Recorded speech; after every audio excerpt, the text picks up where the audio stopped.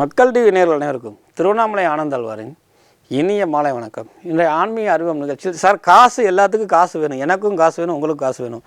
நான் விரதம் அனுஷ்டானம் பண்ணுறேன், நான் தெய்வத்தை கும்பிட்றேன், நான் பிரார்த்தனை பண்ணுறேன், தான தர்மம் பண்ணுறேன், ஆனாலும் எனக்கு வரக்கூடிய காசு எல்லாம் செலவழிஞ்சிருது, அல்லது காசு தங்க மாட்டேங்குது, அல்லது சுக்கிர அனுகிரகம் எனக்கு கிடைக்கல சார், நான் ரொம்ப சிரமப்படுறேன், பெட்டியில் காசு தங்கலை சார் அப்படின்னு சொல்கிறதுக்கு கடவுளை கும்பிடுவது மட்டும் இல்லாமல் கடவுள் திருவிழான்னு ஒரு காலத்தை வச்சா முன்னோர்கள். அந்த திருவிழாவில் கடவுள் என்ன செய்கிறான்னா, இத்தனை நாள் நீ என்னை தேடி தேடி வந்தியா, உங்களெல்லாம் பார்க்குறதுக்கு நான் மாட வீதி சுற்றி வரேன்னு சொல்கிறாங்க. அப்படிப்பட்ட ஒரு அரிய நிகழ்வு தான் இந்த கார்த்திகை மாதத்தில் அண்ணாமலையார் கோயிலில் 5ஆம் நாள் திருவிழான்னு சொல்லக்கூடிய வெள்ளித்தேர் அப்படின்னு பேர். ரொம்ப விசேஷம்.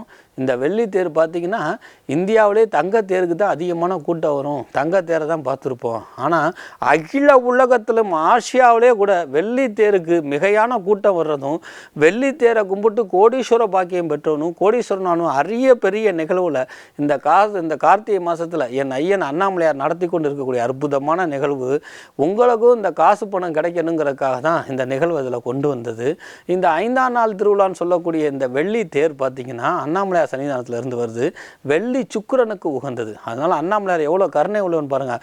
பொன்னும் பொருளும் மண்ணும் மணியமும் மாணிக்கமும் அள்ளி கொடுக்கக்கூடியவனாக இருந்தாலும் சுக்கிரனுடைய அனுகிரகம் இருந்தால் தான் காசு தங்கும் அப்படிங்கிறதுக்காக தான் உனக்கெனப்பா சுக்கிரதசை அப்படின்னு சொல்கிறோம் இல்லையா, அந்த மாதிரி எல்லாத்துக்கும் கிடைக்கணும்னு சொல்லி அந்த வெள்ளி தேரில் இந்த அண்ணாமலையார் வராரா. நல்லா தெரிஞ்சுக்கோங்க. பொன்னும் பொருளும் மண்ணும் மணியும் மகுடமும் கொடுக்கக்கூடிய அண்ணாமலையார், கேட்டதெல்லாம் நினச்சி கொடுக்கக்கூடிய அண்ணாமலையார் தன் பக்தர்களுக்கும் அடியாருக்கும் என்னைக்கும் காசு பணம் வேணும்னு சொல்லி அந்த வெள்ளி தேரில் வரக்கூடிய அற்புதமான நிகழ்வு. இந்த அண்ணாமலையார் திருவிழாவில் எல்லா திருவிழாவும் ஃபேமஸ் தான், எல்லாத்தையும் பார்க்குறதா இருந்தாலும் அபூர்வமான நிகழ்வில் ஏதாவது ஒரு நிகழ்வு பார்க்க முடியாமல் போனால் கூட அந்த 4 திருவிழா அட்லீஸ்ட் அந்த 3 திருவிழாவாக பாருன்னு சொன்னால், 1 வெள்ளி ரிஷப வாகனம், 2 வெள்ளி தேர், 3வது தீபம். இந்த 3ஐயும் கண்டிப்பாக பாருங்கள்.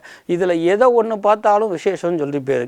இந்த வெள்ளி தேர் வர்றது பாரு, தீபத்தை அன்னைக்கு பார்த்தீங்கன்னா தங்க ரிஷப வாகனம் வரும். ஆனால் அதெல்லாம் காட்டிலும் கூட இந்த வெள்ளி தேருக்கு உண்டு. ஏன் அப்படின்னா, எனக்கும் காசு வேணும், நேயராக உங்களுக்கும் காசு வேணும், எல்லோத்துக்கும் மக்களுக்கு மனித வாழ்க்கைக்கு காசு வேணும். அந்த காசு பாக்கியத்தை அருளக்கூடிய சுக்கிரன், அந்த சுக்கிரனுக்கு உகந்தது வெள்ளி. அந்த வெள்ளியில் இந்த அண்ணாமலையார் வரான். விஞ்ஞான ரீதியாகவும் ஆன்மீக ரீதியாக திருக்கதைகள் ரீதியாகவும் இதுக்கு நிறைய விளக்கம் இருந்தாலும் அடிப்படை உண்மை வெள்ளி சுக்கிரனுக்கு உகந்தது. அதே போல் சுக்கிரன் களத்திரகாரகன் என்று சொல்லப்பட்டது மனைவி ஸ்தானம். இந்த கணவன் மனைவி தம்பேதராய் போய் இந்த வெள்ளி தேரை போய் நம்ம சேவிக்கிறப்ப கணவன் மனைவிக்குள்ளே இருக்கக்கூடிய கருத்து வேறுபாடுகள் நீங்கிறது. எப்படி சார் இது சாத்தியம் அப்படின்னு கேட்டிங்கன்னா, இந்த வெள்ளி தேர் நடக்கிறது சந்திரகால வேலைன்னு சொல்லக்கூடிய இரவு பொழுது. அதாவது சாயங்காலம் 4:30 மணிக்கு சந்திரன் வந்துடுறான். நம்ம 6 மணிக்கு தான் சங்கடகர சதுர்த்தியை கும்பிட்றோம், 6 மணிக்கு தான் பிரதோஷமே கும்பிட்றோம். ஏன்னா அப்போ தான் இருட்டுது அப்படின்னு சொல்லி. அப்படி இருட்டப்படக்கூடிய சந்திரன் கொஞ்சம் கொஞ்சமாக இருட்டிட்டு வர்றப்போ நண்பகல் 10:30 11 மணி ஆயிடுது. அப்போது என் ஐயன் அண்ணாமலையார் ஆலயத்திலிருந்து வெளியில் வரானான்னு சொல்லி இந்த மேகங்களும் இந்த மலையும் இந்த காத்தாகப்பட்ட வாயு பகவானும் இந்த பூமியும் இமயமலையை விட பல மடங்கு குளிராகப்பட்டது. இதற்கு என்ன ஆதாரம் அப்படின்னா, அண்ணாமலையார் திருவிழாவில் 10 நாள் திருவிழாவில் நீங்கள் போய் பாருங்கள், சோடியம் போடக்கூடிய லைட், இப்போலாம் வெள்ளை லைட்டு போட்டுருக்குறாங்க அந்த வீதி விழாவில், அப்போலாம் மஞ்சள் லைட்டு போடுவாங்க. அந்த சோடைய லைட்டில் கூட தூசி அடிக்கிற மாதிரி பனி அடிக்கும். அந்த பனியில் நின்று அந்த அண்ணாமலையாரை வெள்ளி தேரில் செவிக்கும் பொழுது நம்மளுடைய மனது எங்கோ செல்கிறது. கைலாயம் சென்று சரணடைந்த நிம்மதியை கொடுக்குறான்னு இந்த அண்ணாமலையான். ஆக நம்ம வாழ்க்கையில் வீடு கட்டணும், கடன் அடைக்கணும், பொண்ணை கட்டி கொடுக்கணும், பொண்ணை நல்லா படிக்க வைக்கணும், பெரிய ஸ்டூடியோ ஆரம்பிக்கணும், அதே போல் இந்த நிகழ்ச்சிகள் நடத்துறதெல்லாம் பெருசாக ஆகணும், நான் எப்போயுமே காசு பணத்தோடு இருக்கணும், கார் வாங்கணும், என் மனைவிக்கு நகை செஞ்சு போடணுங்கிற எல்லா கோரிக்கையும் நிறைவேற்றக்கூடிய அனைத்து உலகையும் அருந்தக்கூடிய அண்ணாமலையார் உங்களுக்கு காசு பணம் வருவதற்காக வெள்ளி தேரில் வரக்கூடிய இந்த வெள்ளி தேரில் வரக்கூடிய அண்ணாமலையாரை வணங்குங்கள், உங்களுடைய பொருளாதார பாக்கியம் கிடைக்கும். இந்த வெள்ளி தேரில் வரக்கூடிய அண்ணாமலையாருக்கு இன்னொரு அதிசயம் என்னன்னா, அண்ணலே அண்ணா அப்படின்னா பெருசுன்னு அர்த்தம், அதை விட பெருசு வேறு எது இல்லைன்னு அர்த்தம். அப்போது ஜாதகத்தில் சுக்கிரன் சரியில்லாமல் போயிருந்தாலோ, அல்லது சுக்கிரன் கெட்டு போயிருந்தாலோ, அல்லது சுக்கிரனை அசுப கிரகங்கள் பார்த்துருந்தாலோ, அல்லது சூனியமாக்கப்பட்டிருந்தாலோ, இவங்க தங்க முதல் போட்டிருக்கான், இவன்ட்ட இவ்வளோ காசு இருக்குது, இவன்ட்ட இது வச்சுருக்காங்கன்னா அது பீஸ் போயிடுதுன்னு கண் திருஷ்டினால் ஏற்படுதுன்னு சொல்கிறாங்களே, இது எல்லாம் பொய்க்க வேண்டுமா? என் ஐயன் அண்ணாமலையார் வெள்ளி தேரில் வரக்கூடிய வெள்ளி தேர் வாகனத்தை பாருங்கள். இது எல்லாம் பொய்க்கும். ஜாதகத்தில் இருக்கக்கூடிய சுக்கிரனை கூட அவன் கெட்டு போயிருந்தால் அவனை பொய்க்க வச்சு நன்மை செய்ய வைக்கிறதுக்காக அண்ணாமலையாருடைய கை வந்து பார்த்திங்கன்னா வைடூரியத்தினால் இருக்குது.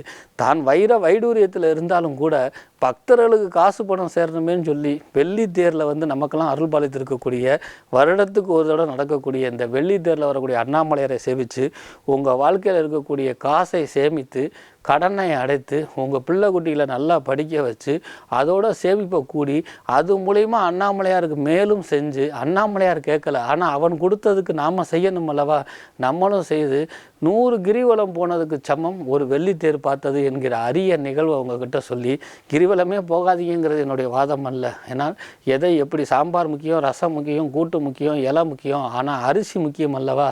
அந்த அரிசி வாங்குவதற்கு காசு முக்கியம் அல்லவா.